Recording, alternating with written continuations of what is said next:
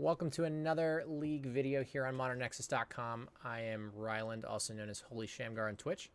And today we're going to be playing with a Eldrazi Stompy deck, Eldrazi Taxes, whatever you want to call this particular archetype. It's a little different than a traditional Eldrazi and Taxes list, so that's maybe a reason to distance it from that name a bit. You do find Chalice of the Void as our, let's call it, artifact of choice rather than Aether Vial. So certainly a bit different in that regard.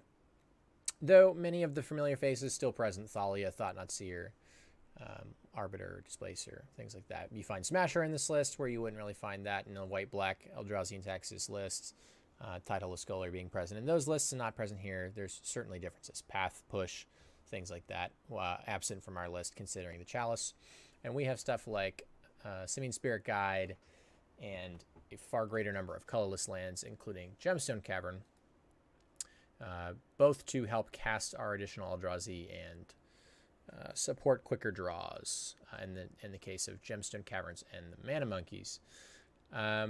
This deck plays a lot of mana sources. One of the big reasons that we have 4 Horizon Canopies present to help prevent flooding a bit. Shafet Dunes, less there to prevent flooding and more there to be a white/colorless dual land, but also helps get some utility from those lands. Ghost Quarter doing a somewhat similar job, particularly when paired with Leonin Arbiter.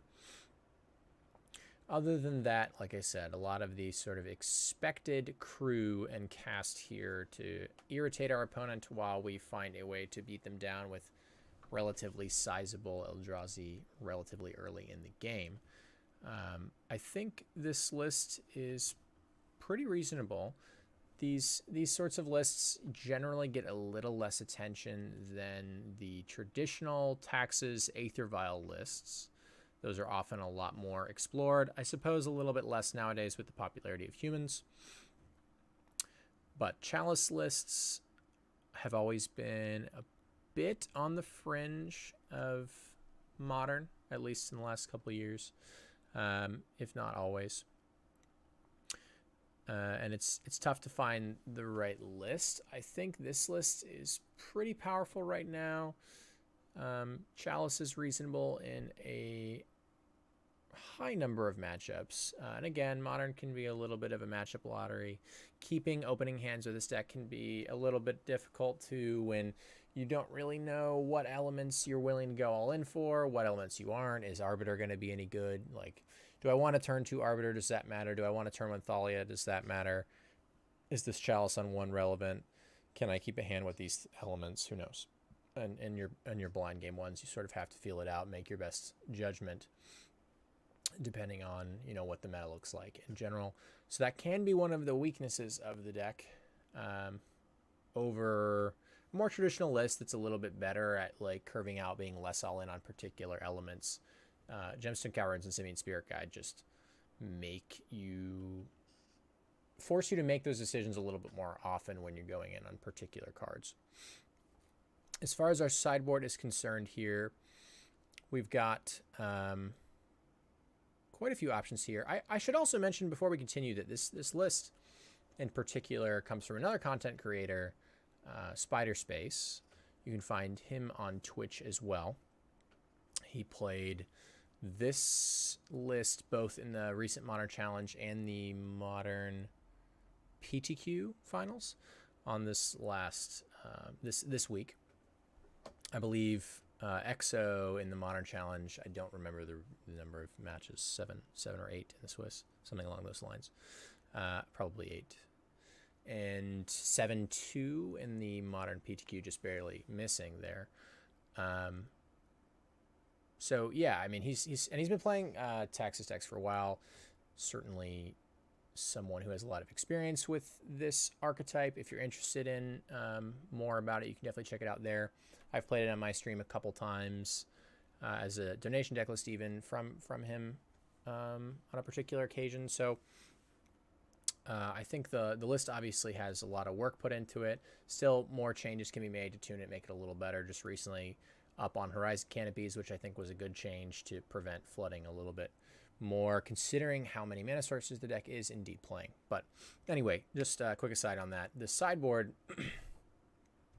has a few different options here for removal. Again, because of Chalice, you'll find we don't have any paths. We don't have any 1-mana spells, particularly for that reason.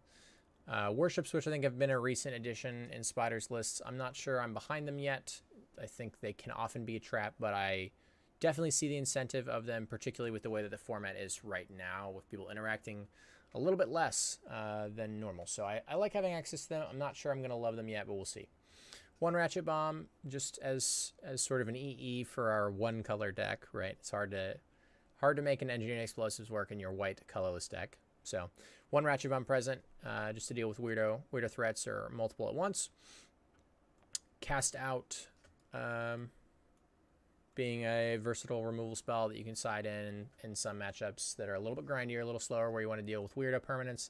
And then also, if you draw it at an opportune time, flood on non-action spells, then you can cycle it. So reasonable there. We got our Hate Enchantments of Stony Silence and Rest in Peace, always a good thing to be packing in Modern.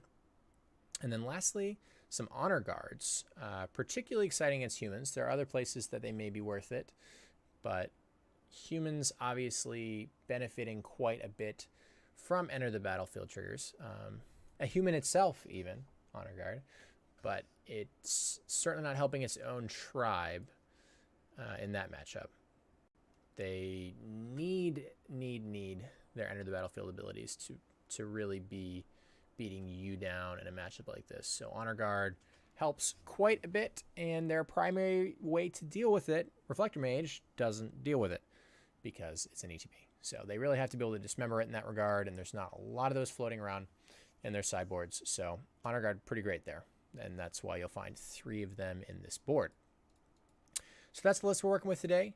I think it's a pretty reasonable list. If you're interested in this sort of deck, I didn't mention the Karn. He's also just floating around as another value piece. I don't know that I love the Karn either. I think it could be replaced, but I get the incentive for having another sort of value grindier card in your board for the slower matchups. And there's not really a lot in this board that fills that role, so I understand the Karn. I'm not sure I love it, but it's reasonable.